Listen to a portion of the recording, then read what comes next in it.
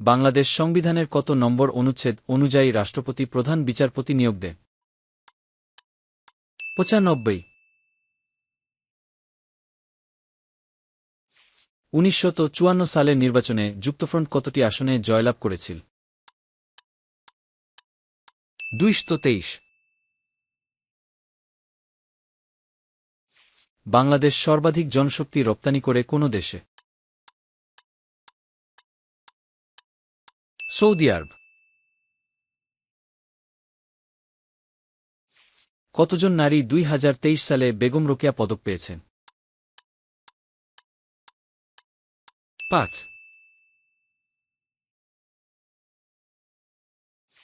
বাংলাদেশ প্রথম ওয়ানডে এবং test series জয় করে কোন দেশের বিপক্ষে?